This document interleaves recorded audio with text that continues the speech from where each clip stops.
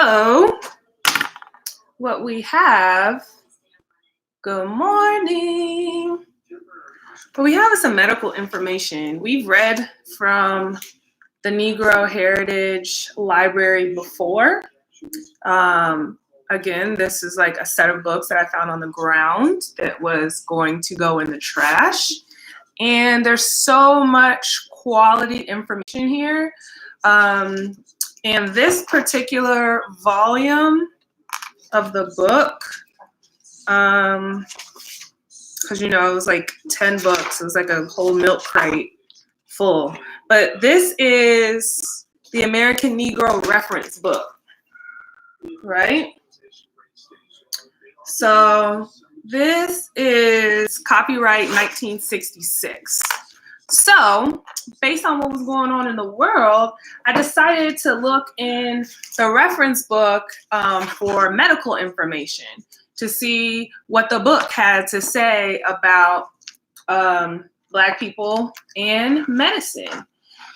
And the information that I found was titled Mortality and Health. So in this book, there's like a ton of charts and graphs and stuff like that. And I like graphs, but it's a lot. But what they talked about, what they described, I feel like is like our important part for today. So mortality and health. Poverty and illness are intertwined in complicated ways. Sustained periods of illness may hamper a man in his efforts to earn a livelihood and place a limit on his income. Sustained periods of low income, on the other hand, can lead to overcrowding, inadequate nutrition, a low level of preventative medical care, and increased incidence of ill health. That many Negroes in the United States are economically less well off than most whites has been demonstrated above. So they're talking about in the previous charts and graphs, because this is like page 156. Non-whites see physicians less often than do whites, make use of hospitals, and have fewer of their hospital bills paid by insurance. That Negroes suffer from higher death rates should therefore not be surprising. Perhaps the biggest single measure of the general level of health among the population is the expectation of life at birth. This figure summarizes the death rates prevailing among people of all ages during any given year. The average life of a newborn child, given the expected current patterns of mortality. All right, so here goes the data. In 1900, white males in the United States had an expectation of life of 47 years, non-white males 32 years.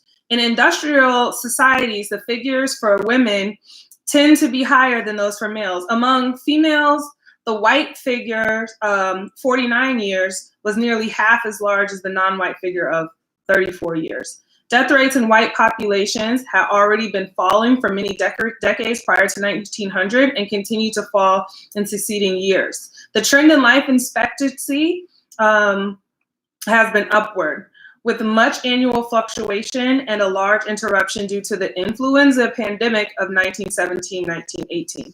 The figures for non-whites have followed somewhat the same path, but have shown an ever sharper rate of increase.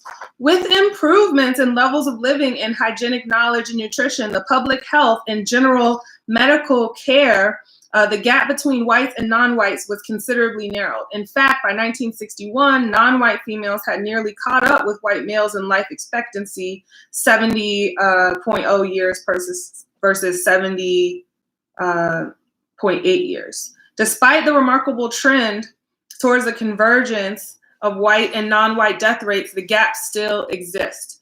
In 1961, white babies had about 7 more years of life to look forward to than did non-white babies. Many of the missing years of life for non-whites were lost within the first year after birth.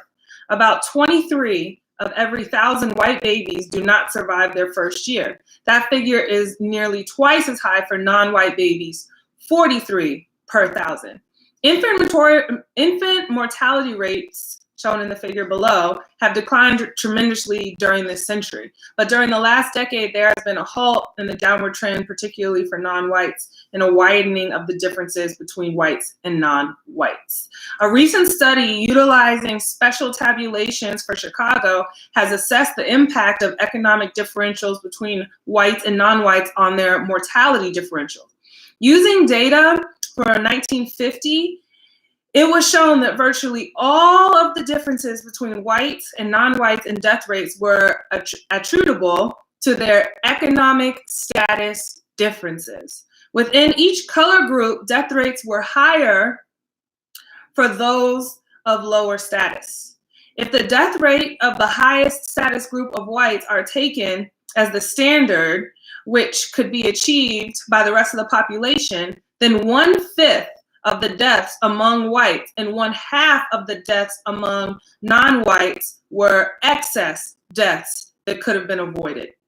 The Chicago study demonstrated that economic differentials in mortality were particularly large for the infectious diseases and much less for principal degenerative diseases, heart disease and cancer. The death rates for selected specific causes of death presented in the table on this side indicate that non-white differences follow the same pattern. Non-white death rates from tuberculosis, influenza, and pneumonia are more than double those for whites, while the excess of the non-white rates is less for other principal disease categories. So, all in all, this whole, oh my goodness, Black people are being disproportionately impacted by COVID-19 is not a surprise. This is something that's been documented in literature since at least 1966, and I'm sure prior to that. So when we're talking about the disparities, y'all, this isn't nothing new. And when they're having these conversations about the vaccines, I want y'all to look up the Tuskegee Experiment and then think about how you're gonna move. So it's Friday. I'll be back on Monday reading for y'all. Have a wonderful weekend. Wash your hands and stay strong.